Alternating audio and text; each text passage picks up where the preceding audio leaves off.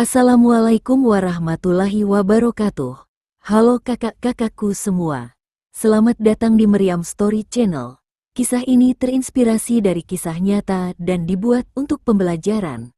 Nama tempat dan karakter dalam kisah ini telah diubah demi menjaga privasi segala pihak. Segala kesamaan dalam kisah ini hanya kebetulan semata. Tonton sampai selesai, biar tidak ada kesalahpahaman.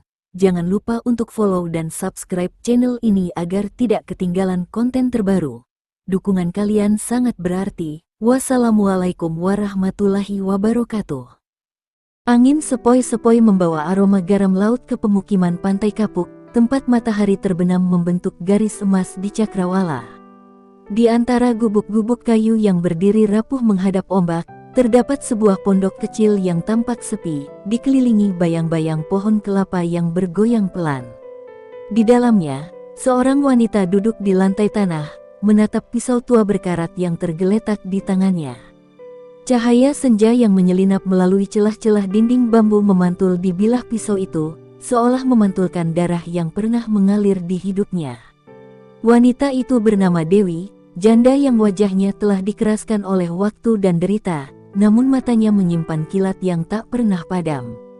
Di luar, suara ombak yang bergemuruh seolah berbisik tentang masa lalu yang ingin ia lupakan.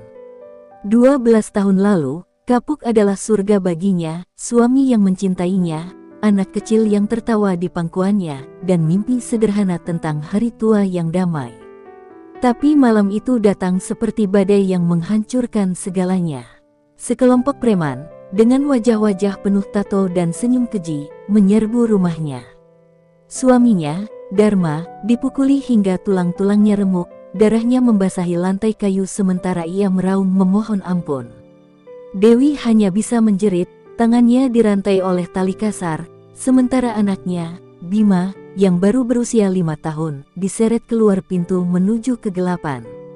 Dewi masih ingat bau darah dan keringat malam itu, campuran mengerikan yang terpatri di ingatannya.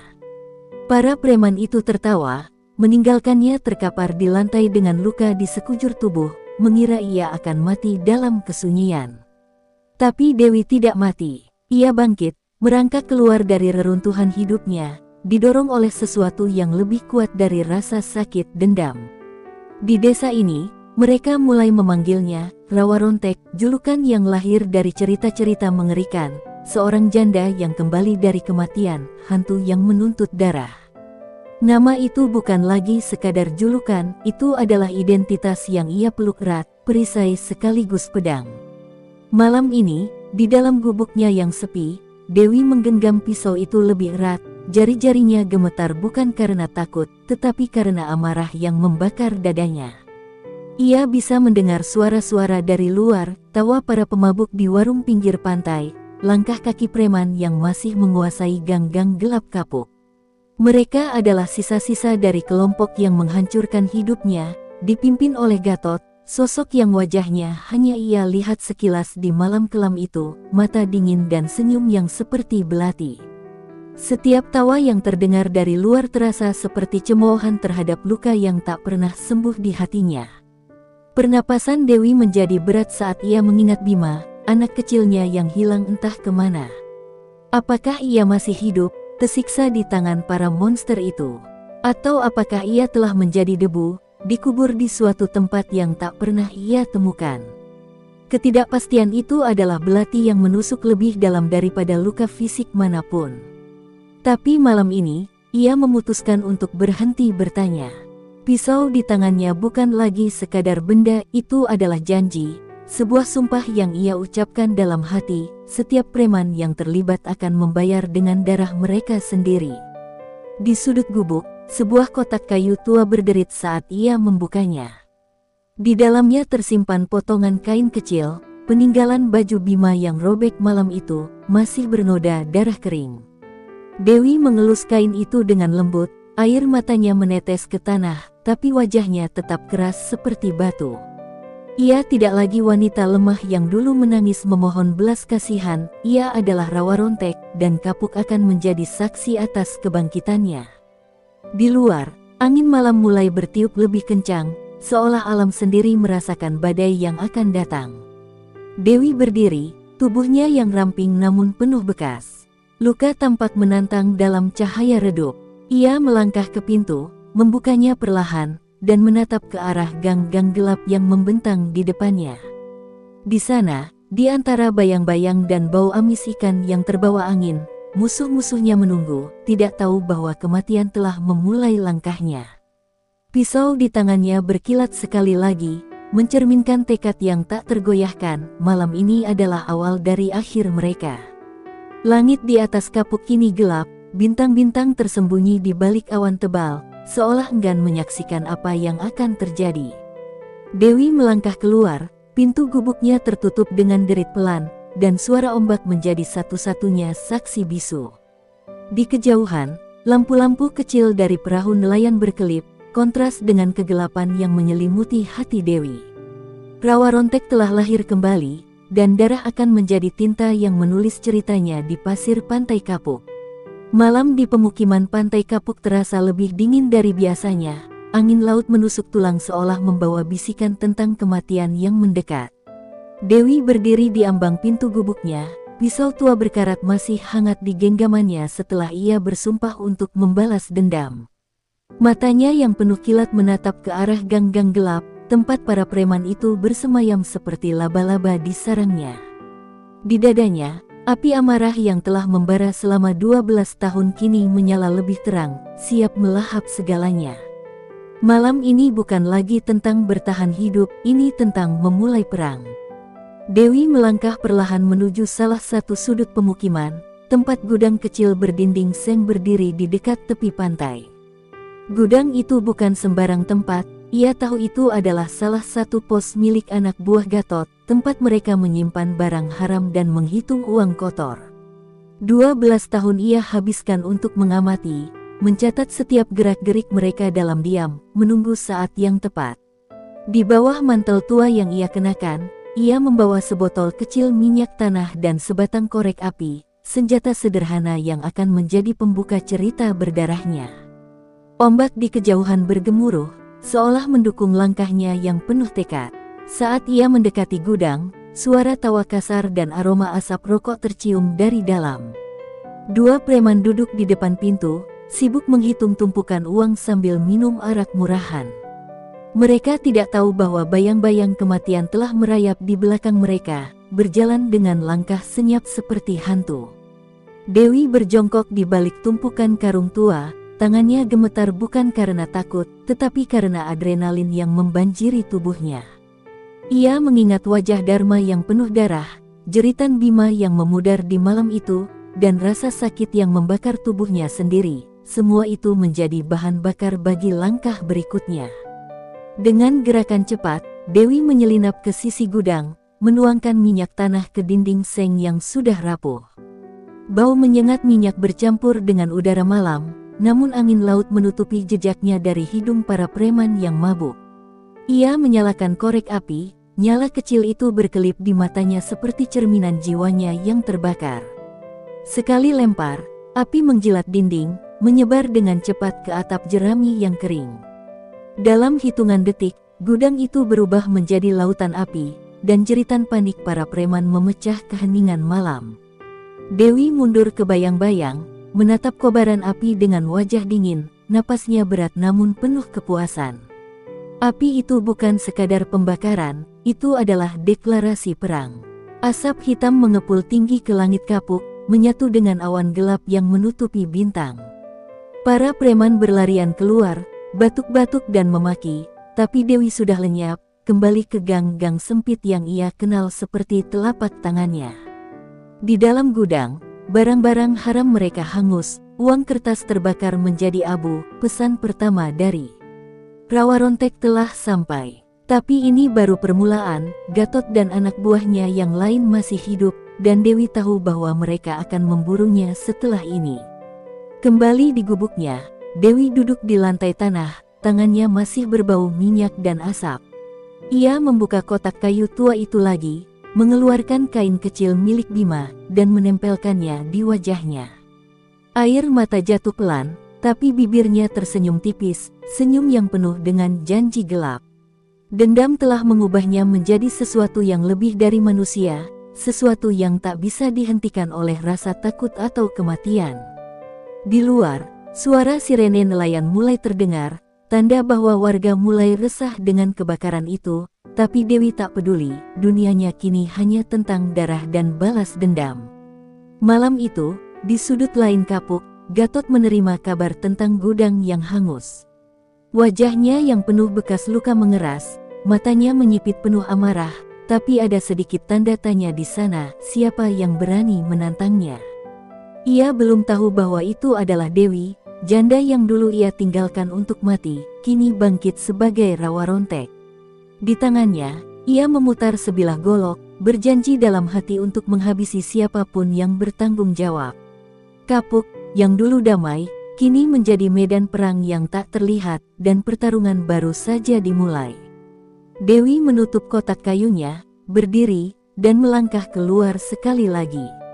Api di kejauhan masih berkobar, menerangi wajahnya yang penuh luka dan tekad. Ia tahu malam ini adalah langkah pertama, dan darah akan terus mengalir hingga Gatot jatuh di kakinya. Ombak kapuk bergemuruh lebih keras, seolah menanti kisah berikutnya. Sementara rawa rontek menghilang ke dalam kegelapan, siap untuk malam-malam berdarah yang akan datang. Pagi di pemukiman pantai kapuk terasa berat, udara masih dipenuhi aroma asap dari gudang yang hangus malam sebelumnya. Kabar tentang kebakaran menyebar cepat di antara warga, tapi di balik bisik-bisik ketakutan, ada harapan kecil bahwa seseorang akhirnya melawan para preman yang selama ini menindas. Dewi, bagaimanapun, tak peduli pada harapan warga, dendamnya adalah miliknya sendiri, api yang hanya ia pahami. Di gubuknya, ia duduk membungkus pisau tua itu dengan kain usang, matanya tertuju pada daftar nama yang ia tulis di dinding kayu dengan arang, Joko, Siti, Hasan, dan di paling atas, Gatot. Hari ini, Joko akan menjadi yang pertama jatuh.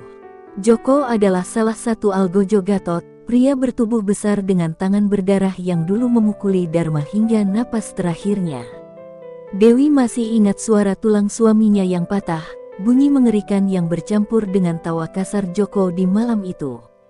Selama bertahun-tahun, ia memata-matai pria itu, tahu kebiasaannya, setiap sore, Joko minum di warung dekat dermaga, lalu berjalan sendirian melalui gang sempit menuju gubuknya. Gang itu, dikelilingi tembok kayu lapuk dan bau amis ikan, akan menjadi kuburan pertamanya. Dewi mengenakan mantel tua, menyembunyikan pisau di pinggangnya, dan melangkah keluar, wajahnya dingin seperti laut sebelum badai. Sore itu, matahari terbenam membara di cakrawala kapuk, mewarnai pasir pantai dengan rona merah darah. Dewi bersembunyi di sudut gang, menunggu dengan sabar seperti predator yang mengintai mangsa. Joko muncul, langkahnya gontai karena arak, mulutnya menggumamkan lagu sumbang. Bau alkohol dan keringatnya tercium dari kejauhan, membuat perut Dewi mual, bukan karena jijik, tapi karena kenangan yang kembali membanjir. Ia menarik napas dalam, tangannya mencengkeram pisau, dan saat Joko melewati bayang-bayangnya, ia melangkah keluar, wajahnya adalah topeng kematian. Joko, suara Dewi rendah namun tajam, memotong udara seperti bilah pisau itu sendiri. Pria itu berhenti, matanya mabuk menyipit mencoba mengenali sosok di depannya. "Siapa lu?" bentaknya, tangannya merogoh saku, mencari pisau lipat. Tapi Dewi lebih cepat, ia menerjang dengan kecepatan yang tak terduga. Pisau tua itu menusuk lengan Joko sebelum pria itu sempat bereaksi. Darah menyembur, menciprat ke tembok kayu, dan jeritan Joko bergema di gang sempit itu. Pertarungan dimulai, brutal dan tanpa ampun, dua sosok bertarung di antara bayang-bayang senja. Joko, meski mabuk, adalah petarung tangguh. Ia mengayunkan tinjunya yang besar, mengenai bahu Dewi hingga wanita itu terhuyung. Tapi rasa sakit hanya menambah bahan bakar bagi amarahnya. Ia mengelak pukulan berikutnya, menggunakan tubuhnya yang ramping untuk bergerak lincah, dan menusuk lagi, kali ini ke paha Joko. Pria itu tersungkur, darah mengalir deras ke pasir, tapi ia masih meronta, mencoba meraih kaki Dewi. Di matanya yang memudar, Ada kilasan ketakutan, ia mulai menyadari bahwa ini bukan perampokan biasa, bahwa wanita ini adalah sesuatu yang lebih mengerikan. Dewi berlutut di sampingnya, tangannya mencengkeram kerah Joko yang basah keringat. "Ingat Dharma," bisiknya, suaranya penuh racun. "Ingat malam itu." Wajah Joko membeku, ingatan perlahan kembali meski nyawanya hampir habis. "Loh, janda itu," gumamnya, napasnya tersengal. Dewi tidak menjawab dengan kata-kata, ia menjawab dengan pisau, menusuk dada Joko tepat di jantungnya. Darah membanjiri pasir, meresap ke dalam tanah kapuk, dan pria itu diam untuk selamanya, matanya terbuka menatap langit yang semakin gelap. Dewi berdiri, napasnya berat, tangannya gemetar bukan karena lelah, tapi karena kepuasan yang mengerikan. Ia menatap tubuh Joko, lalu berbisik, "Katakan pada Gatot, Rawarontek datang untuknya." Kata-kata itu bukan untuk Joko yang sudah mati, tapi untuk angin, untuk malam, untuk kapuk yang akan menjadi saksi pertumpahan darah berikutnya. Ia menyeka pisau di mantelnya, darah meninggalkan noda gelap yang bercampur dengan bau laut. Di kejauhan, ombak bergemuruh, seolah meratapi kematian pertama dalam perang dendamnya. Malam menyelimuti kapuk saat Dewi kembali ke gubuknya, langkahnya pelan tapi pasti. Di dinding kayu, ia mencoret nama Joko dengan arang, tanda bahwa satu nyawa telah ia rebut. Tapi di hatinya, ada lubang yang tak terisi, Bima masih hilang, dan Gatot masih hidup.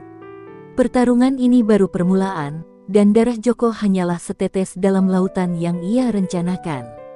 Rawarontek telah menancapkan taring pertamanya, dan gang-gang gelap kapuk akan terus bergema dengan jeritan hingga dendamnya selesai. Pagi di pemukiman pantai kapuk diselimuti kabut tipis, menyamarkan bau darah yang masih tersisa di gang tempat Joko tewas. Kabar tentang kematiannya menyebar seperti angin laut, membawa campuran ketakutan dan kekaguman di antara warga.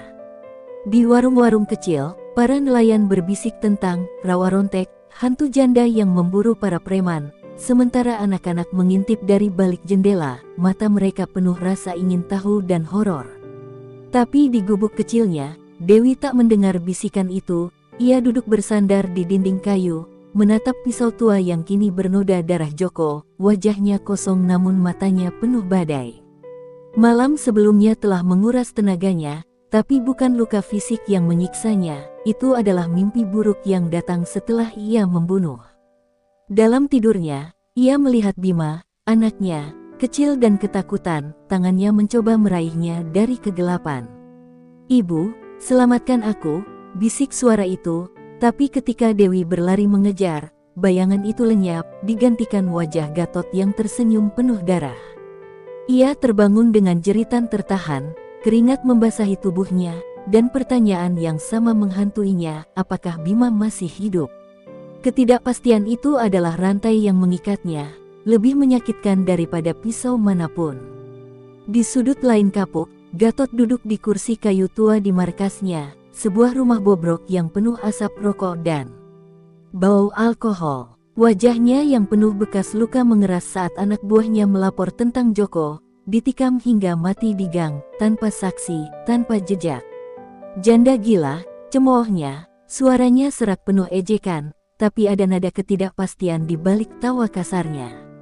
Ia memerintahkan anak buahnya untuk waspada, tapi di dalam hatinya, ia meremehkan, bagaimana mungkin seorang wanita, janda yang dulu ia tinggalkan sekarat, bisa menjadi ancaman.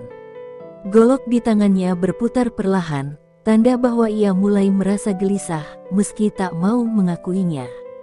Dewi tahu waktu damainya telah habis. Kematian Joko adalah gong yang membangunkan sarang ular, dan Gatot tak akan tinggal diam. Ia mengenakan mantel tuanya lagi, menyembunyikan pisau di pinggang, dan melangkah keluar menuju pasar ikan kapuk, tempat yang ramai, tempat ia bisa mendengar kabar dan merencanakan langkah berikutnya. Di antara tumpukan ikan dan teriakan pedagang, ia menangkap bisik-bisik, "Rawarontek nyata, dia balas dendam." Gatot takut. Kata-kata itu seperti angin yang meniup api di dadanya, tapi juga peringatan, bayang-bayang pemburu kini mengintainya. Saat matahari naik tinggi, Dewi bersembunyi di balik gerobak ikan, mengamati gerak-gerik para preman yang mulai berpatroli. Mereka lebih waspada sekarang, tangan mereka tak pernah jauh dari senjata, mata mereka mencari-cari sosok yang tak mereka kenali. Tapi Dewi adalah bayang-bayang, terlatih oleh tahun-tahun kesendirian dan penderitaan. Ia tahu gang-gang kapuk seperti urat nadinya sendiri, setiap sudut dan celah yang bisa menyembunyikannya.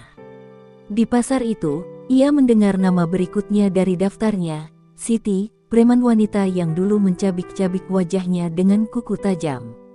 Hati Dewi mengeras, Siti akan menjadi yang berikutnya. Malam itu, di gubuknya, Dewi duduk di lantai tanah, menatap kain kecil milik Bima yang kini ia pegang erat. Tiba-tiba, suara langkah kaki terdengar di luar, pelan, tapi jelas, seperti predator yang mendekat. Ia bangkit, pisau di tangan, jantungnya berdetak kencang. Pintu gubuknya berderit terbuka perlahan, dan bayangan seorang pria tua muncul, seorang nelayan yang wajahnya penuh keriput, matanya penuh rahasia. "Aku tahu siapa kau," katanya dengan suara serak. "Anakmu cari di kota, bukan di sini." Kata-kata itu seperti petir di hati Dewi, membukakan secercah harapan sekaligus mengguncang tekadnya. Dewi menatap pria itu, pisau masih teracung, tapi tangannya gemetar. "Siapa kau? Bagaimana kau tahu?" bentaknya, suaranya penuh curiga. Nelayan tua itu hanya tersenyum tipis, lalu berbalik pergi tanpa jawaban, lenyap ke dalam kegelapan malam. Dewi terduduk, napasnya tersengal, pikirannya berputar liar.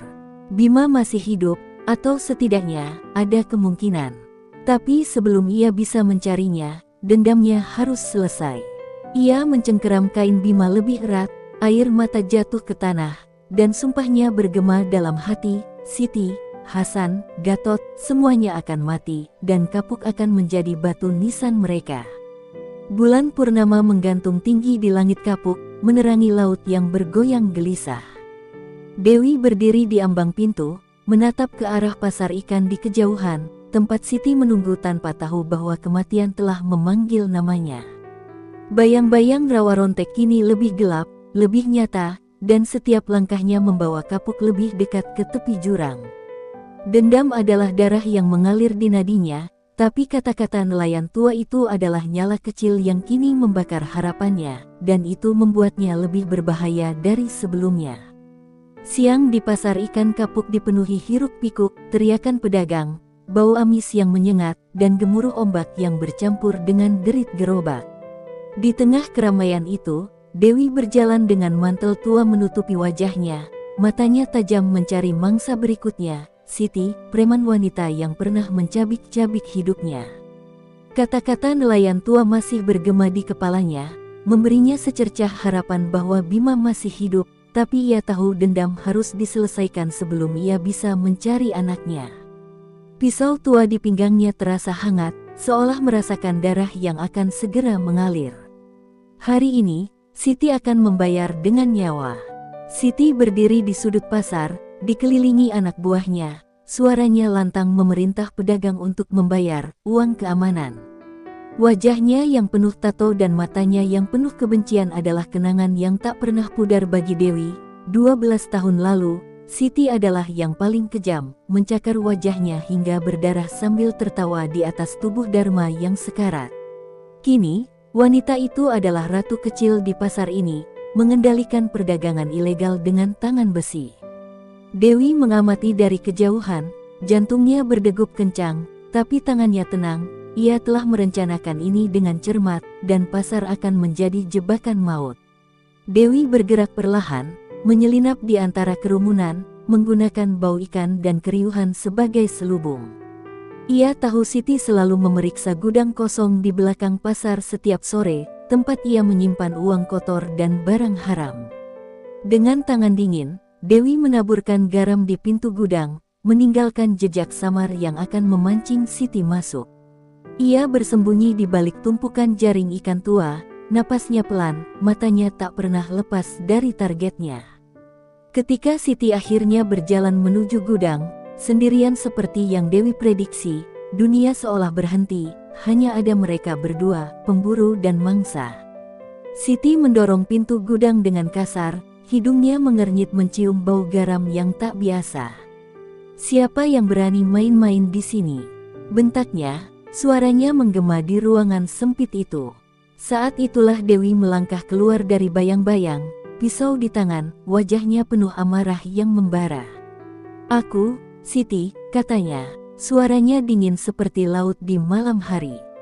Wajah Siti membeku sejenak, lalu berubah menjadi seringai penuh ejekan.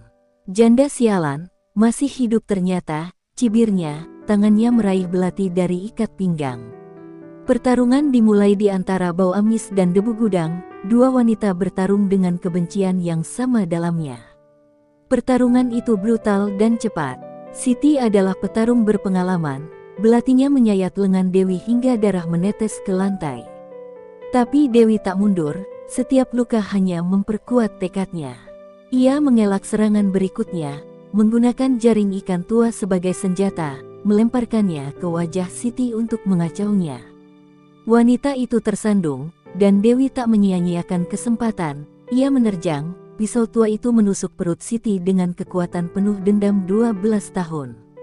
Darah membanjiri lantai, dan jeritan Siti terputus menjadi erangan lemah, matanya penuh kejutan dan ketakutan. Dewi tak berhenti di situ. Ia menarik tali jaring yang tercecer, melilitkannya di leher Siti yang sudah melemah. "Ini untuk Dharma," bisiknya, suaranya penuh racun saat ia menarik tali itu erat-erat. Siti meronta, tangannya mencakar udara, tapi hidupnya perlahan padam di tangan Rawa Rontek. Gudang itu menjadi sunyi, hanya ada suara napas Dewi yang tersengal dan tetesan darah yang jatuh ke lantai.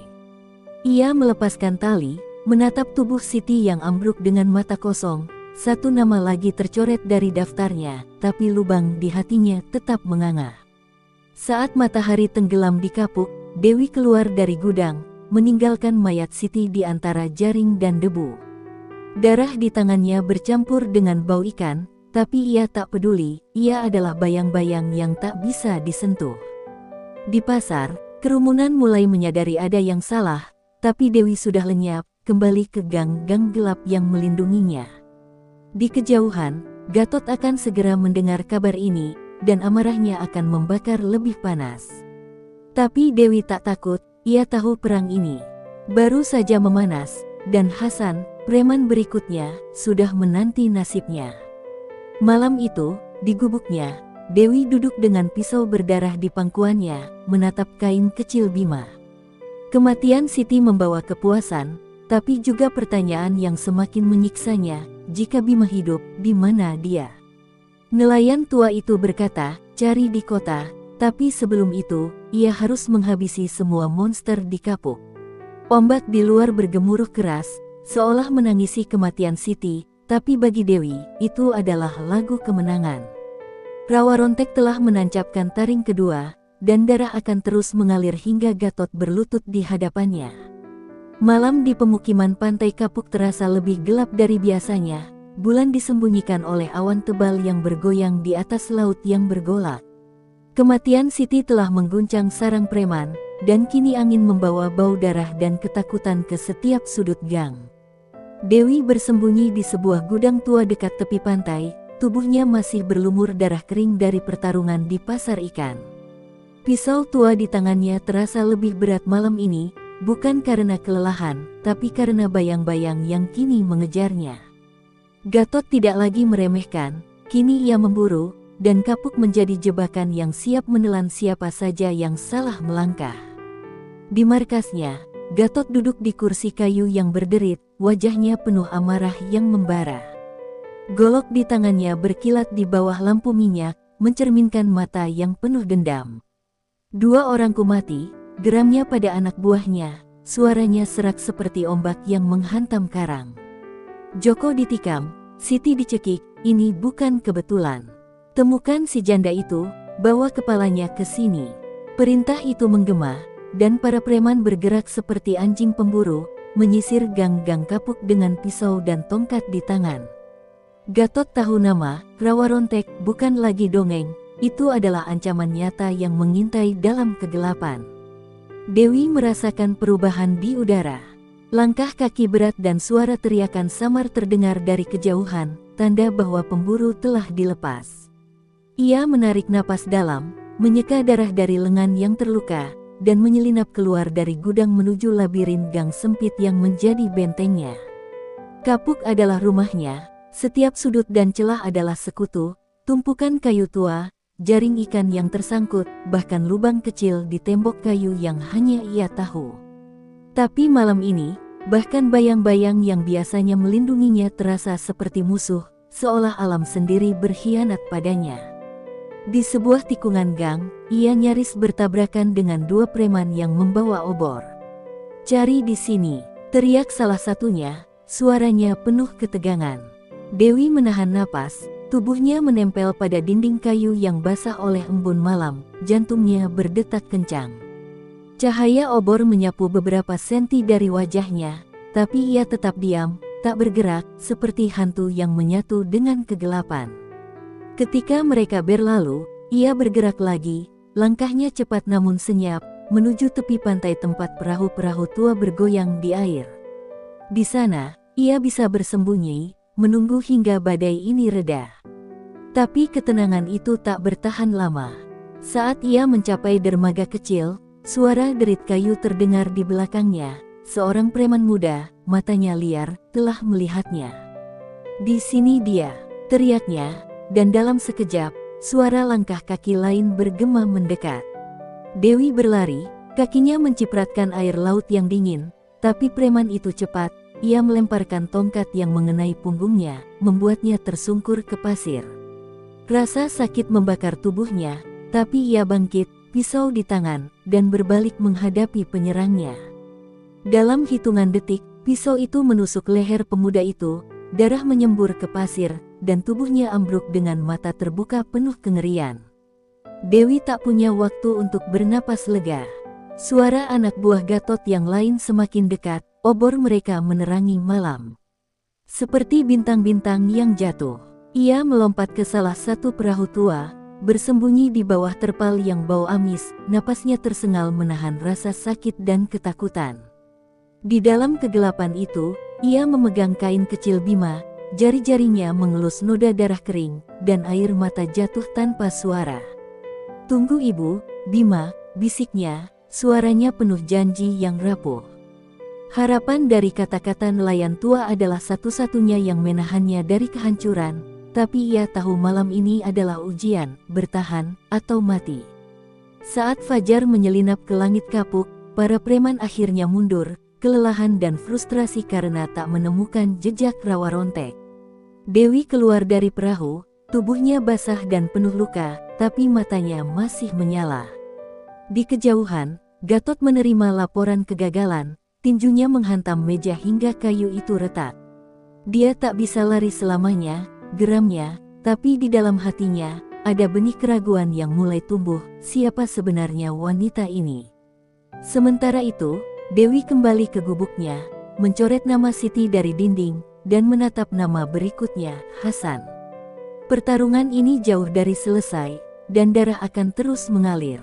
Ombak kapuk bergoyang gelisah di bawah langit yang kini memerah, seolah menangisi nyawa yang hilang dan yang akan datang. Dewi berdiri di ambang pintu gubuknya, pisau di tangan, wajahnya penuh tekad yang tak tergoyahkan. Gatot memburunya, tapi ia bukan mangsa, ia adalah pemburu, dan Hasan akan menjadi bukti berikutnya bahwa rawa rontek tak bisa dihentikan.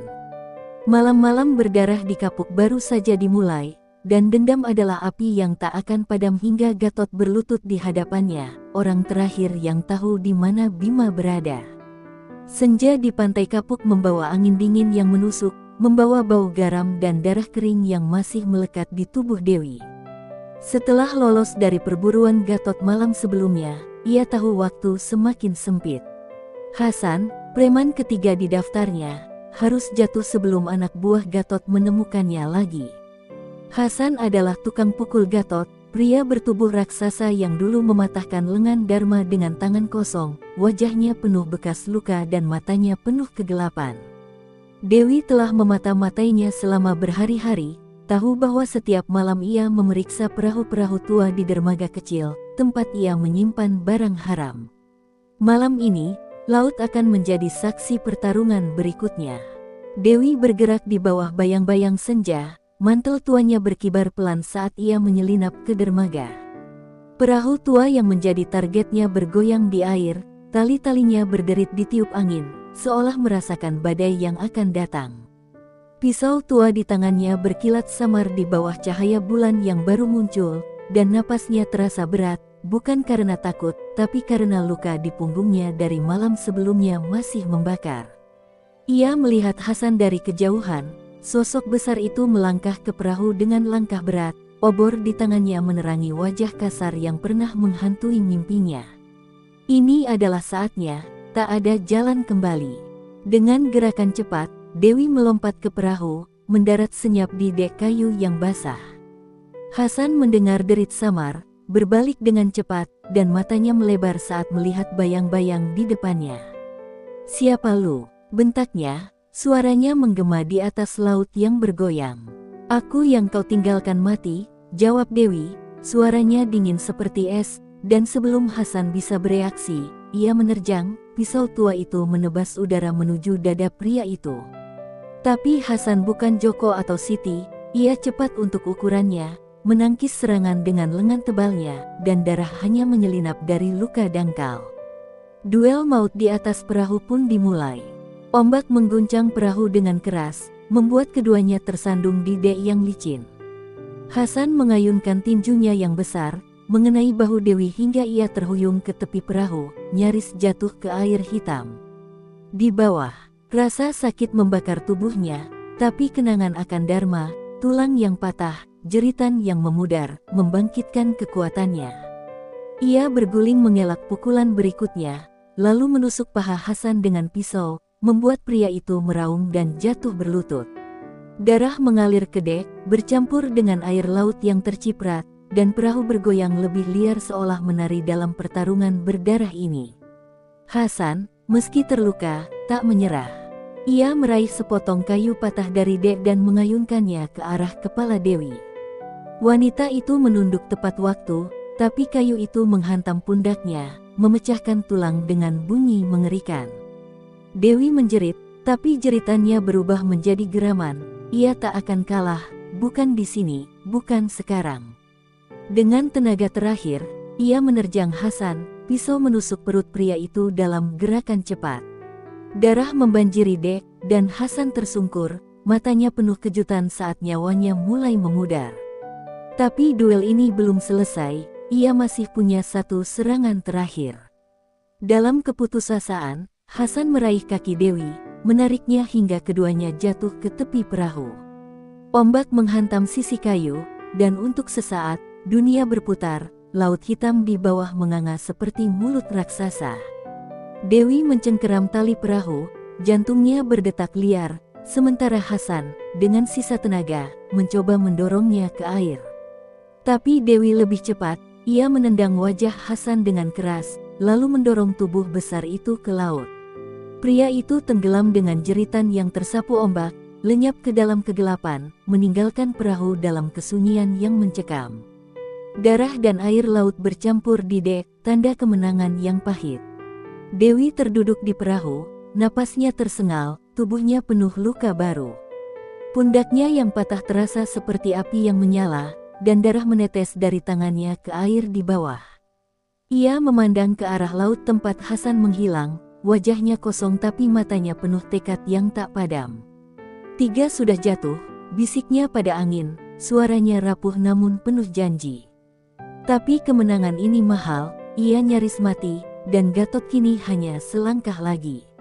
Di dalam hatinya, ia memegang erat harapan tentang Bima, tapi tubuhnya menjerit bahwa perang ini mungkin akan menghabisinya sebelum ia menemukan anaknya. Malam menyelimuti kapuk saat perahu tua itu terombang-ambing kembali ke dermaga, membawa Dewi yang berdarah dan lemah. Di kejauhan, lampu-lampu preman berkelip, tanda bahwa Gatot masih memburu. Ombak bergemuruh keras, seolah meratapi Hasan dan memperingatkan tentang pertarungan berikutnya. Dewi menyeret dirinya kembali ke gubuk, mencoret nama Hasan dari dinding dengan tangan gemetar. Rawa Rontek masih berdiri, tapi bayang-bayang kematian kini lebih dekat dari sebelumnya, dan Gatot, monster terakhir, menanti dengan golok yang haus darah. Fajar menyelinap ke langit kapuk dengan cahaya kelabu, mencerminkan kelelahan yang menyelimuti Dewi setelah duel berdarah di atas perahu. Ia terseret kembali ke gubuknya, pundaknya yang patah membakar seperti bara, darah kering menempel di mantel tuanya. Di lantai tanah, ia merangkak menuju kotak kayu kecil, tangannya gemetar saat mengeluarkan kain Bima, satu-satunya yang menahannya dari kehancuran. 3 nama telah tercoret dari dinding: Joko, Siti, Hasan. Hanya Gatot yang tersisa, tapi tubuhnya menjerit bahwa ia mungkin tak akan bertahan hingga pertarungan terakhir. Di luar, ombak bergemuruh pelan, seolah menangisi perjalanan yang nyaris berakhir. Tiba-tiba, suara langkah kaki ringan mendekati gubuknya, berbeda dari derap berat para preman. Dewi mencengkeram pisau dengan tangan yang masih berdarah, matanya menyipit penuh curiga. Pintu terbuka perlahan, dan seorang wanita muda masuk, berpakaian sederhana, rambutnya terikat rapi, matanya penuh ketakutan namun penuh tujuan. "Aku Lina," katanya, suaranya lembut namun tegas. "Aku tahu kau rawa rontek, aku tahu tentang anakmu, Bima." Kata-kata itu seperti petir di hati Dewi, menghentikan napasnya sejenak. Harapan yang selama ini ia kubur hidup kembali, tapi bersama itu muncul kecurigaan yang menggerogoti. "Aku melihatnya di kota," lanjut Lina, melangkah mendekat dengan hati-hati. Anak laki-laki, sekitar 17 tahun, bekerja untuk Gatot, dipaksa jadi budak.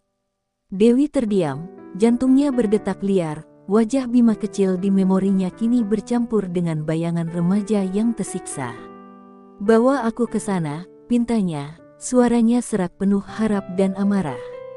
Lina mengangguk, menawarkan untuk membawanya ke gudang terpencil di pinggir kapuk sebagai langkah pertama. Meski tubuhnya hancur, Dewi bangkit, didorong oleh kekuatan baru. Bima hidup, dan ia akan membunuh Gatot untuk mendapatkannya kembali. Perjalanan ke gudang itu penuh ketegangan. Dewi berjalan terlatih di belakang Lina, pundaknya yang patah membuat setiap langkah terasa seperti siksaan. Gudang tua itu berdiri di tepi hutan kecil dekat pantai, dikelilingi pohon kelapa yang bergoyang gelisah. Lina membuka pintu, dan aroma debu serta kayu lapuk menyergap hidung Dewi. Tapi saat ia melangkah masuk, instingnya berteriak, terlalu sunyi, terlalu sempurna. Tiba-tiba, pintu di belakangnya membanting tertutup, dan 3 preman muncul dari bayang-bayang, pisau dan tongkat di tangan. Lina mundur, wajahnya berubah menjadi seringai penuh kemenangan. "Maaf, rawa rontek," katanya, "Gatot membayar lebih baik." Pengkhianatan itu seperti pisau yang menusuk lebih dalam daripada luka fisik manapun. Dewi berbalik, matanya penuh amarah dan keputusasaan, tapi tubuhnya terlalu lemah untuk melawan 3 sekaligus. Preman pertama menerjang, tongkatnya menghantam perut Dewi hingga ia tersungkur, napasnya terputus. Yang kedua menusuk pisau ke arahnya, tapi Dewi berguling, adrenalin membakar rasa sakitnya. Dengan tenaga terakhir, ia menikam preman itu di kaki, lalu merangkak menuju Lina yang mencoba kabur. Tangannya mencengkeram kaki wanita itu, menariknya jatuh, dan pisau tua itu menusuk dada Lina dalam satu gerakan cepat. Darah membanjiri lantai, dan jeritan Lina terhenti, matanya terbuka penuh kengerian. 2 preman lainnya mendekat, tapi Dewi tak menyerah. Ia meraih tongkat yang jatuh, mengayunkannya ke kepala satu preman hingga pria itu ambruk dengan tengkorak pecah. Yang terakhir mencoba kabur, tapi Dewi melempar pisau dengan presisi mematikan, menusuk punggungnya hingga ia jatuh tak bernyawa. Gudang menjadi sunyi, hanya ada napas tersengal Dewi dan bau darah yang menyengat. Ia merangkak ke tubuh Lina, tangannya mencengkeram kerah wanita itu. "Di mana Bima?" bentaknya, tapi Lina hanya tersenyum lemah, darah mengalir dari mulutnya. "Masih hidup, budak Gatot, kota besar," gumamnya sebelum mati, meninggalkan Dewi dengan rahasia yang membakar sekaligus menghancurkan. Dewi terduduk di lantai gudang, tubuhnya hancur, darah musuh dan miliknya bercampur di tanah. Pengkhianatan Lina telah merenggut tenaga terakhirnya, Tapi kata-kata terakhir wanita itu adalah bara yang menyulut kembali apinya. Bima hidup, dipaksa jadi budak oleh Gatot. Gambaran anaknya tersiksa di tangan monster itu membuat air matanya jatuh, tapi juga menguatkan tekadnya. Ia bangkit perlahan, mengambil pisau tua dari tubuh preman, wajahnya penuh luka namun penuh janji gelap. Gatot adalah yang terakhir, dan ia akan menghadapinya, meski itu berarti kematiannya sendiri. Malam kembali menyelimuti kapuk saat Dewi terseret keluar dari gudang, meninggalkan jejak darah di pasir. Di kejauhan, Gatot menerima kabar bahwa jebakan Lina gagal, dan kemarahannya mengguncang markasnya. "Aku akan bunuh dia sendiri," raungnya, golok di tangannya bergetar penuh ancaman. Ombak bergemuruh keras, seolah menanti pertarungan pamungkas yang kini tak terelakkan. Dewi, rawa rontek, adalah bayang-bayang yang patah namun tak bisa dipatahkan, dan Gatot akan menjadi akhir dari dendamnya, atau akhir dari hidupnya. Malam di kapuk terasa seperti napas terakhir sebelum badai, angin laut bercampur dengan bau darah dan ketakutan yang masih melekat pada Dewi. Setelah pengkhianatan Lina dan pertarungan berdarah di gudang, tubuhnya hancur, pundak patah, luka tusuk di lengan, dan darah kering yang menempel seperti kulit kedua. Tapi kata-kata terakhir Lina tentang Bima, hidup, budak Gatot di kota besar, adalah bara yang membakarnya untuk bangkit. Ia tak punya waktu lagi untuk pulih, Gatot harus mati malam ini, atau ia tak akan pernah melihat anaknya lagi. Dengan pisau tua di tangan dan tekad yang tak tergoyahkan, Dewi melangkah menuju sarang singa, rumah mewah Gatot di pinggir kapuk, benteng terakhir dendamnya. Rumah itu berdiri megah di tepi tebing, kontras dengan gubuk-gubuk kayu kapuk, dikelilingi pagar besi dan lampu yang berkelip seperti mata predator. Di dalamnya, Gatot menanti, dikelilingi anak buahnya yang tersisa, goloknya tergeletak di meja kayu penuh noda darah. Dewi tahu menyusup ke sana adalah bunuh diri, tapi ia tak peduli, setiap langkah adalah taruhan nyawa, dan ia telah kehilangan segalanya kecuali dendam dan harapan akan Bima. Ia memanjat pagar di sisi gelap, pundaknya yang patah menjerit setiap kali ia bergerak, tapi ia menggigit bibir hingga berdarah untuk menahan rasa sakit. Malam adalah sekutunya, dan rawa rontek akan menjadi hantu yang membawa maut. Di halaman rumah, dua penjaga berpatroli, obor di tangan mereka menerangi rumput basah. Dewi bersembunyi di balik pohon kelapa, napasnya tersengal, menanti saat yang tepat. Ketika salah satu penjaga berpaling, ia bergerak cepat, pisau tua itu menebas tenggorokan pria itu dalam satu gerakan senyap, darah menyembur ke tanah seperti hujan gelap. Penjaga kedua berbalik, matanya melebar, tapi sebelum ia bisa berteriak, Dewi menerjang, menusuk jantungnya dengan kekuatan yang lahir dari amarah 12 tahun. Dua tubuh ambruk di halaman, dan rumah itu kini terbuka baginya, sarang singa telah disusupi.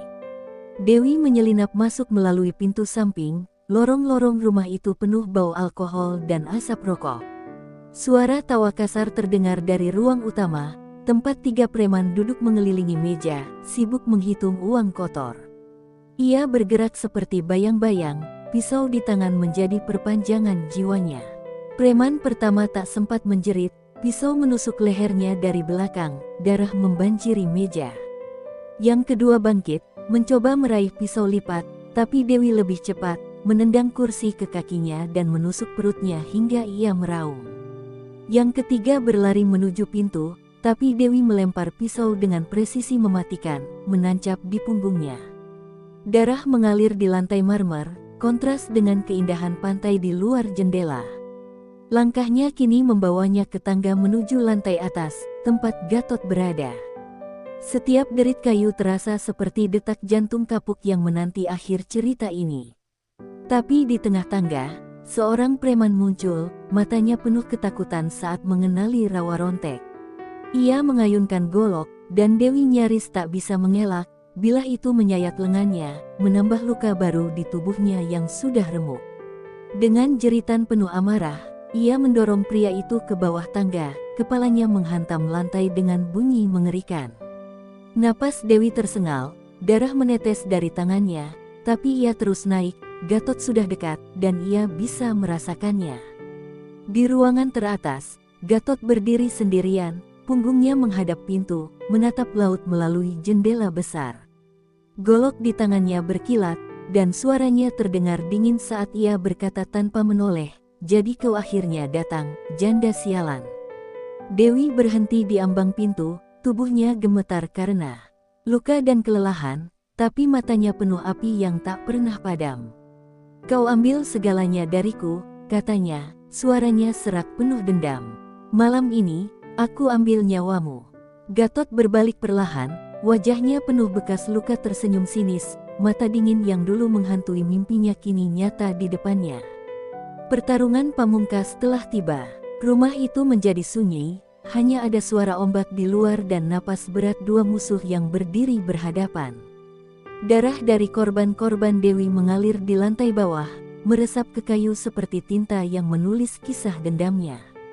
Tubuhnya hancur, tapi jiwanya utuh, didukung oleh kenangan Dharma dan harapan akan Bima. Gatot mengangkat goloknya, langkahnya penuh kekuatan, sementara Dewi mencengkeram pisau tua itu dengan tangan yang gemetar. Kapuk menahan napas, laut bergoyang gelisah, dan malam itu akan menentukan siapa yang hidup dan siapa yang mati. Dewi melangkah maju, setiap inci tubuhnya menjerit, tapi tekadnya adalah baja. Gatot adalah monster terakhir, kunci menuju Bima, dan ia akan membunuhnya meski itu berarti mengorbankan nyawanya sendiri. Di luar, angin menderu keras, membawa bisikan tentang darah dan pengorbanan. Rawa Rontek telah menyusup ke sarang singa, dan pertarungan terakhir akan menjadi legenda yang terukir di pasir pantai Kapuk, atau kuburan yang ditelan laut. Malam di Kapuk mencapai puncak kegelapannya, angin menderu seperti jeritan yang terperangkap di tebing tempat rumah Gatot berdiri. Dewi berdiri di ambang pintu ruangan atas, tubuhnya remuk oleh luka dan kelelahan, darah menetes dari lengannya ke lantai marmer. Di depannya, Gatot menghadapinya dengan golok teracung, wajahnya yang penuh bekas luka menyeringai penuh kebencian dan keyakinan. "Kau pikir bisa bunuh aku, Rawa Rontek?" ejeknya, suaranya menggema di ruangan yang sunyi. Tapi Dewi tak menjawab dengan kata-kata, matanya, penuh dendam 12 tahun, adalah jawaban yang lebih tajam dari pisau tua di tangannya. Pertarungan terakhir dimulai, dan laut di luar meraung seolah menanti darah terakhir yang akan tumpah. Gatot menerjang pertama, goloknya menebas udara dengan kekuatan mengerikan. Dewi mengelak dengan susah payah, pundaknya yang patah membuat gerakannya lambat, dan bilah itu menyayat pinggangnya, menambah luka baru yang membakar. Darah menyembur ke lantai, tapi ia tak menjerit, kenangan Dharma yang dipukuli hingga mati, Bima yang diseret ke kegelapan, mendorongnya maju. Ia membalas dengan pisau tua, menusuk lengan Gatot, tapi pria itu hanya tertawa, darahnya mengalir tanpa menghentikan langkahnya. Kekuatan Gatot adalah badai, dan Dewi adalah kapal yang nyaris tenggelam, tapi ia tak akan menyerah, bukan sekarang, bukan setelah semua yang ia lalui.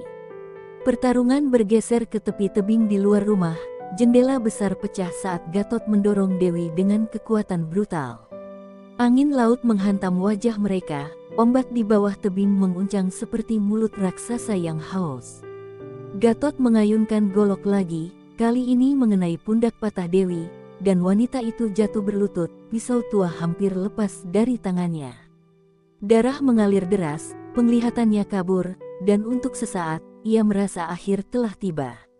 Tapi di dalam kegelapan itu, wajah Bima muncul, mata kecil yang memohon, suara yang memanggil, "Ibu," dan kekuatan terakhir bangkit dari lubuk jiwanya yang hancur. Dengan raungan penuh amarah dan keputusasaan, Dewi bangkit, mengelak serangan Gatot yang berikutnya, dan menerjang dengan pisau tua itu. Bilah berkarat itu menusuk perut Gatot, darah membanjiri tangannya, tapi pria itu tak jatuh, ia meraih leher Dewi dengan tangan besinya, mencekiknya dengan kekuatan yang mengerikan. Udara meninggalkan paru-parunya, dunia berputar, tapi Dewi tak berhenti, ia memutar pisau di dalam luka, merobek daging Gatot hingga pria itu meraung dan melepaskan cengkeramannya. Kedua musuh itu tersandung ke tepi tebing, darah mereka bercampur di tanah, dan Kapuk menahan napas untuk menyaksikan akhir kisah ini. Gatot, dengan napas tersengal, mengayunkan golok terakhir kali, tapi tenaganya telah habis. Dewi menangkap lengannya, menggunakan sisa kekuatannya untuk mendorong pria itu ke belakang. Untuk sesaat, waktu membeku, mata Gatot melebar penuh kejutan, mulutnya terbuka dalam jeritan bisu. Lalu ia jatuh, tubuhnya menghantam tebing dan tenggelam ke laut hitam di bawah, lenyap dalam ombak yang menghantam karang.